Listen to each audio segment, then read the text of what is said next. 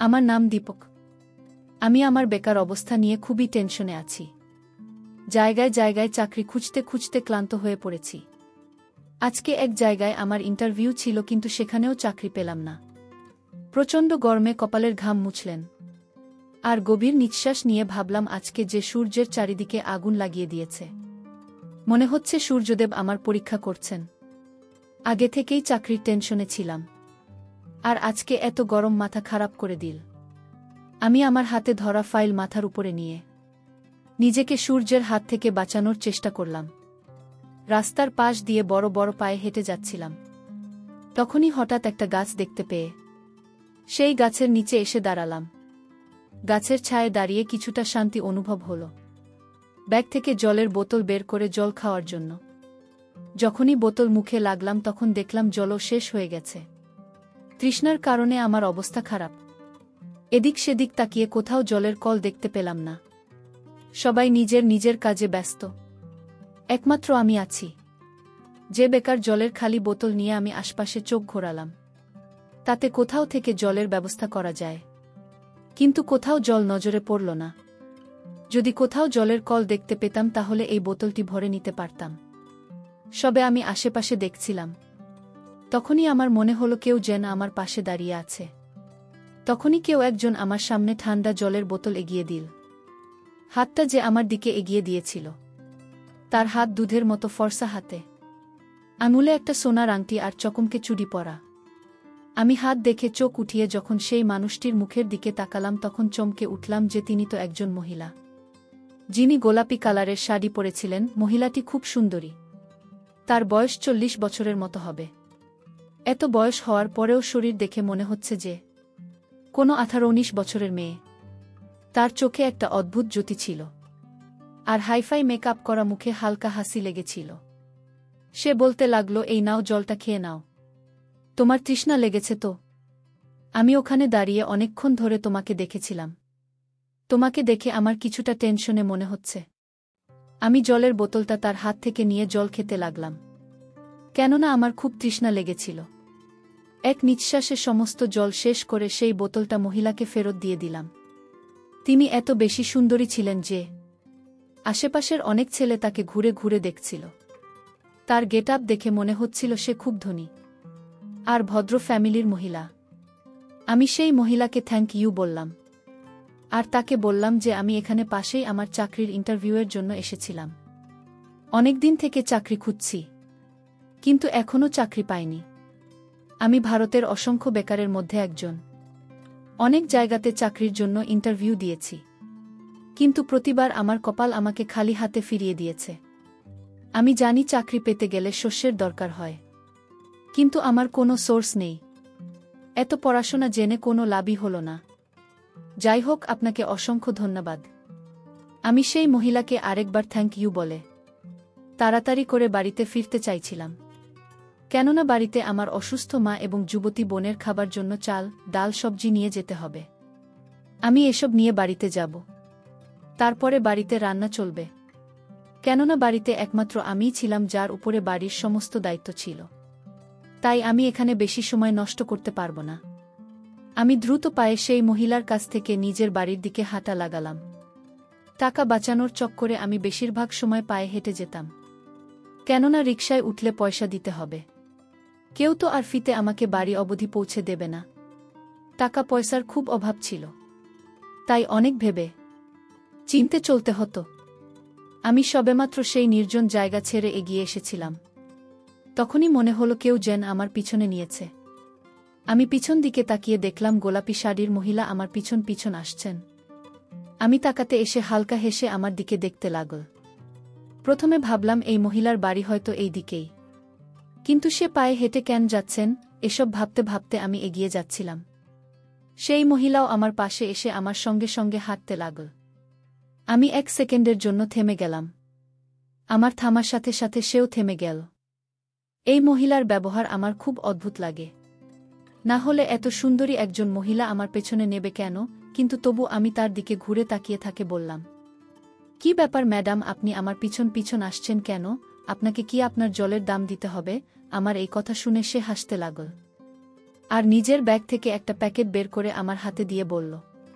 প্যাকেটটা দেখে শক হয়ে গেলাম যে এর মধ্যে কি আছে, আর এই অপরিচিত মহিলা কেনই বা আমাকে যেটা দিচ্ছেন। প্যাকেটটা খুলে দেখি আমি হঠাৎ ঝটকা অনুভব করলাম। আমার হাত কাঁপতে লাগল। এর ভিতরে তো অনেক টাকা, যেটা আমি গুনতেও পারছি না, কিন্তু আনুমানিক ৫৭ লাখ টাকার কম না। এদিকে আমার পকেটে শুধু ৫ টাকার মতো পড়ে আছে। মহিলাটি বললেন, এখানে ৫ লাখ আছে, আমি এই টাকাটা তোমাকে দিয়ে দেব। এটা তোমার হতে পারে। তুমি কি এই ৫ লাখ টাকার মালিক হতে চাও? মহিলাটির কথা শুনে আমি অবাক হয়ে গেলাম। তিনি আমাকে কোনো কাজের জন্য এত টাকা দিচ্ছেন।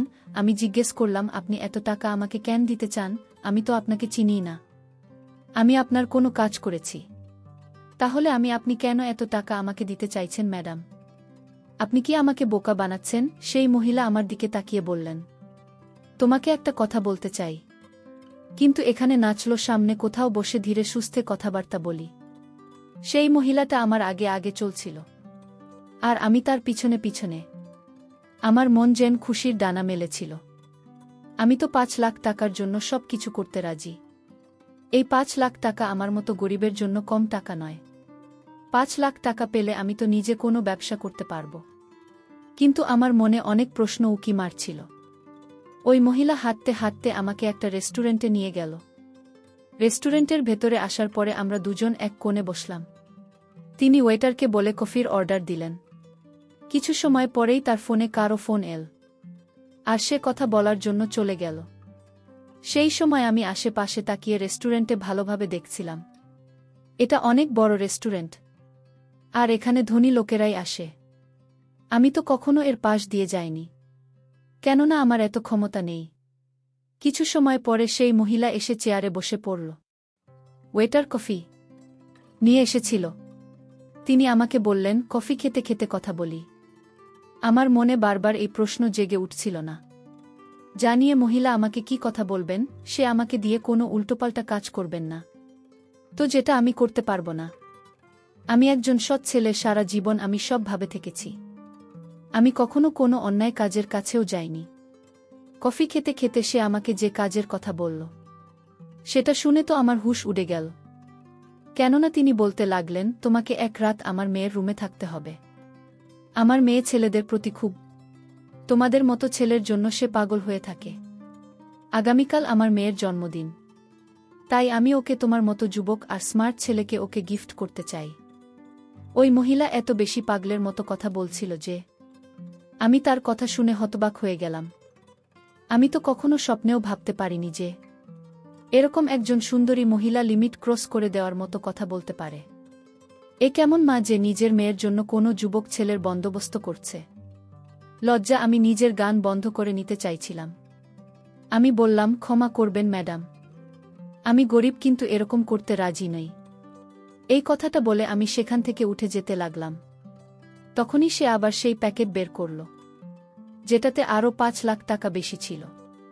এখন আমাকে ১০ লাখ টাকা বের করে দেখালেন। সেটা আমার সামনে রেখে ফাঁকা করে সেই টাকাটা আমাকে দেখানোর চেষ্টা করতে লাগল। তার এই কাজ আমাকে আবার সেখানে বসে পড়তে বাধ্য করে দিল।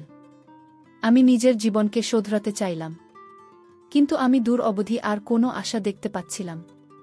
এটা আমার কাছে একটা গোল্ডেন চান্স, যেটা অ্যাকসেপ্ট করে নিলে হয়তো আমার জীবন বদলে যাবে। আমি সেই মহিলার দিকে তাকালাম, যে নিজের হাতে টাকাটা না দিয়ে আমাকে লোভ দেখাচ্ছিল, আর বল, ভেবে নাও এটাতে তোমার লাভ মাত্র এক রাতের ব্যাপার, আর এই এক রাতে তোমার কপাল বদলে যেতে পারে। আমার তোমাকে অভাবে মনে হলো, সেই কারণে ভাবলাম তোমার সাহায্য করি। না হলে আমার মেয়ের জন্য ছেলেদের কোনো অভাব হবে না। শুধু এক রাতে এত টাকা পাচ্ছ, তাহলে তোমার অসুবিধা কোথায়? নাকি তুমি এতটা সামর্থ্য নেই যে তুমি পারবে না তার সাথে? এই কথা বলে সে চুপ করে হাসতে লাগল।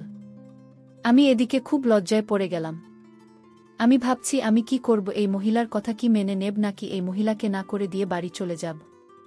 কিন্তু বাড়িতে তো খুব অভাব, মা ও অসুস্থ, আমার মাথায় কিছু আসছিল না যে আমি কি করব। বোনও আছে যাকে বিয়ে দিতে হবে। আমি ছাড়া বোন আর মায়ের কেউ নেই, আমাদের তেমন কিছুই নেই। মা অনেক কষ্ট করে আমাকে পড়াশোনা শিখিয়েছেন, কিন্তু তবু আমি বেকার। আমি তাড়াতাড়ি করে সিদ্ধান্ত নিয়ে সেই মহিলার কথাতেই রাজি হয়ে গেলাম। সে হাসতে হাসতে বলল, আমি তোমার কাছ থেকে এটাই আশা করছিলাম। এতে তোমারই লাভ। এরপরে সে আমাকে ওই 10 লাখের মধ্যে থেকে 5 লাখ দিয়ে বলল, এটা তোমার অ্যাডভান্স, যাও, বাকি টাকা হওয়ার পরেই পেয়ে যাবে। আমিও ওই 5 লাখ নিয়ে নিজের বাড়ির দিকে চলে এলাম।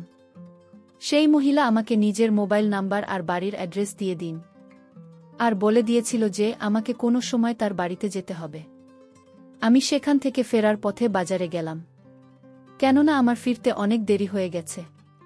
তাই মায়ের কিছু ওষুধ আর ফলমূল নিয়ে হোটেল থেকে খাবার কিনে নিয়ে বাড়িতে এলাম। সঙ্গে বাড়ির জন্য কিছু চাল, ডাল, তরিতরকারি আনলাম। আমার মা আমার হাতে এত জিনিস দেখে আর হোটেল থেকে আনা খাবার দেখে হতবাক হয়ে গেলেন, কেননা এর আগে আমি কখনো এত জিনিস নিয়ে বাড়ি আসিনি। মা আর বোন আমাকে প্রশ্ন করতে লাগল, তুমি এত কিছু কিভাবে নিয়ে, এত টাকা তোর কাছে কোথা থেকে এল? সকালে তুমি বলেছিলে যে তোর কাছে টাকা নেই। হাত মুখ ধুতে ধুতে আমি মাকে বললাম, মা, আমি এক জায়গাতে চাকরি পেয়ে গেছি, তারাই আমাকে অ্যাডভান্স দিয়েছে। সেই টাকা দিয়ে আমি তোমাদের জন্য এই সমস্ত জিনিস নিয়ে এসেছি।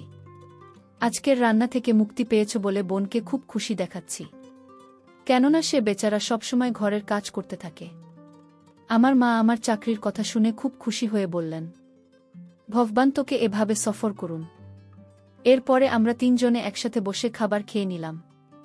কিন্তু আমার ধ্যান এখনও সেই মহিলার দিকেই ছিল যে তার মেয়ের সাথে ঘরে থাকার জন্য আমাকে 10 লাখ দেবে। এটা কি সত্যি নাকি আমাকে বোকা বানাল? এখন যাই হোক, এটা সত্যতা তো কালকেই জানতে পারব। আমি পরের দিন সকাল সকাল তৈরি হয়ে ঘর থেকে বেরোতে যাব। তখন আমার মা জিজ্ঞেস করলেন যে আমি এত সেজেগুজে কোথায় যাচ্ছি। আমি মাকে বললাম, আমি কালকে তোমাকে বলেছিলাম যে আমি চাকরি পেয়েছি, এখন সেখানে যাচ্ছি। তুমি ভগবানের কাছে প্রার্থনা করো যাতে তোমার ছেলে সফল হতে পারে। যদি তোমার ছেলের সফল হতে পারে তাহলে আমাদের সকলের ভাগ্য বদলে যাবে। আমার মা এই কথা শুনে খুশি হয়ে গেল। আমি বাড়ি থেকে বেরিয়ে একটা অটো রিক্সা ধরে সেই মহিলার বলা ঠিকানায় গেলাম। সেই মহিলার বাড়িতে পৌঁছে বাড়ি থেকে তো আমি হতভম্ব হয়ে গেলাম।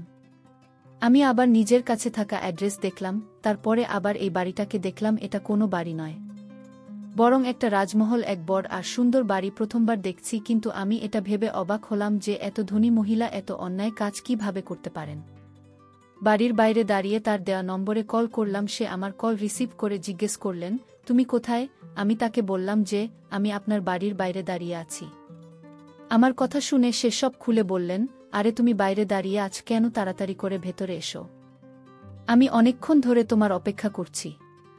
আমি ভয়ে ভয়ে সেই বাড়ির ভিতরে গেলাম, কারণ এরকম বাড়ি এর আগে আমি শুধুমাত্র সিনেমাতেই দেখেছি। বাড়ির ভেতরে ঢুকে দেখলাম সেই মহিলার সামনে তৈরি হয়ে দাঁড়িয়ে আছেন। আজকে তো সে খুব ছোট জামা পরেছিল, আর তার শাড়ির আঁচল ও তার কাঁধের উপর ছিল না। সেই মহিলাটি আমাকে বললেন, মনে রেখো, তুমি যদি আমার উদ্দেশ্য ঠিকভাবে না করো তাহলে তোমাকে আমি টাকা দেব না। যদি তোমাকে টাকা নিতে হয় তাহলে আমার কথামত করতে হবে। তারপরে তিনি আমাকে বসতে বললেন, আর চাকরানীকে ডাক দিয়ে বললেন, অতিথি এসেছে, তার জন্য চা বানিয়ে নিয়ে এসো। আমি খুব বেশি নার্ভাস ফিল করছিলাম। তখন ওই মহিলাটি বলতে লাগলেন, তোমাকে যে কাজের জন্য এখানে ডাকা হয়েছে সেটা রাতে শুরু হবে, ততক্ষণ এখানে বসে টিভি দেখে টাইম পাস করো। আমি টিভি এবং মোবাইল দেখে সারাদিন পার করে দিলাম। এখানে আমাকে কিছু সময় পরপর কিছু না কিছু খেতে দেওয়া হচ্ছিল। রাত হলে সেই মহিলাটি আমার কাছে এসে বলতে লাগলেন, তোমার অপেক্ষা শেষ হয়েছে, এখন তোমাকে আমার মেয়ের ঘরে যেতে হবে, সে তোমার জন্য অপেক্ষা করছে। আমার হৃদয়ের গতি বেড়ে গেল, কারণ আমি তো একটা যুবক ছেলে, আর আমি ফিলিংস এর উপরে কতক্ষণ কন্ট্রোল করতে পারি। আমি মনে মনে ভাবছি, যতটা সুন্দরী এই মহিলা, এর মেয়ে ও নিশ্চয়ই ততটাই সুন্দরী হবে। আর যেখানে মা নিজেই নিজের মেয়ের ঘরে আমাকে পাঠাচ্ছেন, সেখানে আমি কেন এই সবের জন্য নিষেধ করব? আমি সেখান থেকে সিঁড়ি দিয়ে উঠতে উঠতেই মহিলার মেয়ের ঘরের বাইরে এসে পড়লাম। ওর মা নিজের ঘর খুলে দিল। আমার হৃদয় খুব জোরে জোরে ধুকপুক করছিল, আর আমি ঘরের ভিতরে পা রাখলেই যে দৃশ্য আমার সামনে ভেসে উঠল তা তো আমার পায়ের তলা থেকে মাটি সরিয়ে দিচ্ছিল। ঘরটা এমনভাবে সাজানো হয়েছিল যে আজকে আমার বাসার রাত। একটা ভীষণ সুন্দরী মেয়ে বিছানায় শুয়েছিল, এত বেশি সুন্দরী মেয়ে আমি এর আগে কখনো দেখিনি। কিন্তু একটা অদ্ভুত ব্যাপার হলো যে মেয়েটা হয়তো ঘুমিয়েছিল, অথবা বেহুশ হয়েছিল। আমি তাকে শুয়ে থাকতে দেখে তার মাকে প্রশ্ন করলাম যে, আপনার মেয়ে শুয়ে আছে কেন? তখন মহিলা আস্তে আস্তে বলতে লাগলেন যে অজ্ঞান হয়ে আছে, আর আমি নিজেই অজ্ঞান করে দিয়েছি। তোমাকে যেটা বলেছি তুমি শুধু সেটাই করো, আর সম্পূর্ণ হয়ে গেলে তুমি তোমার বাকি টাকা নিয়ে চলে যেও। আর বাইরে থেকে দরজা বন্ধ করে দিলেন। আমি আস্তে আস্তে হাঁটতে হাঁটতে ওই মেয়েটার পাশে গিয়ে দাঁড়ালাম। মেয়েটি এত বেশি সুন্দরী ছিল যে তার মুখের উপর থেকে আমার চোখ সরছিল না। আমি তাকে দেখতে থাকলাম। তারপরে উদ্দেশ্যের জন্য আমাকে টাকা দেওয়া হতো। আমি সেই উদ্দেশ্য দিকে ধ্যান দিলাম। এই ঘরে আমার প্রায় 2 ঘন্টা কেটে গেছে, আর এই মেয়েটা আমার হৃদয় চুরি করে নিয়েছে। আমি ঘরের জানলা দিয়ে বাইরে তাকিয়ে দেখলাম মেয়েটার মা না জানি কোনো চিন্তার হাঁটাহাঁটি করছিলেন। হয়তো তিনি আমার অপেক্ষা করছিলেন। ই